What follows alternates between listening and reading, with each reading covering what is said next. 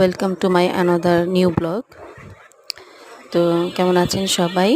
সবাইকে গরম ভাতের শুভেচ্ছা দিয়ে শুরু করলাম। ভাত তো বসিয়ে দিয়েছি, তারপর মেয়েকে একটা নাস্তা তৈরি করে দিচ্ছিলাম, নুডলস। তো সবাই কেমন আছেন? আমি তো একটু অসুস্থ আছি, আজকে 3 দিন।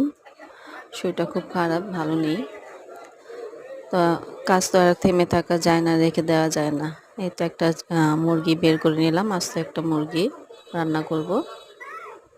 আমি একটু বেশি করে রান্না করি, যেহেতু আমি ফ্রোজেন করে রেখে দেই, রিজার্ভ করি।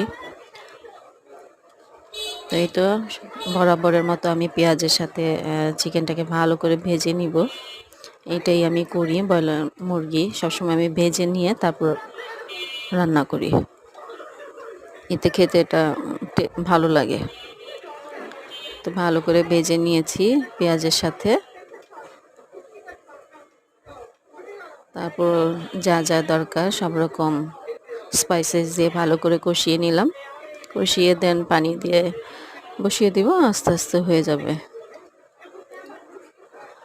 তো আসলে অসুস্থ হলে বোঝা যায় যে সুস্থতা আল্লাহ পাকে কত বড় একটা নিয়ামত, সুস্থ থাকাটা। আর অসুস্থ হলে বোঝা যায় কে কার কতটা আপন। এটাও একটা পরীক্ষা করার সময় আসে। দেন আমি এখানে করলা ভাজি কেটে নিয়েছি, একসাথে দিয়ে বসিয়ে দিব। আর আমি সব কিছুই কেন জানি একটু ভাজা ভাজা পছন্দ করি।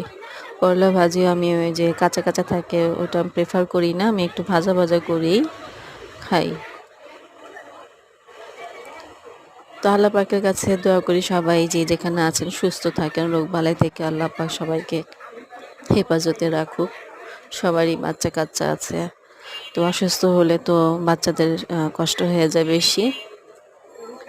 তো সবাই আমার পাশে থাকবেন। আসসালামু আলাইকুম।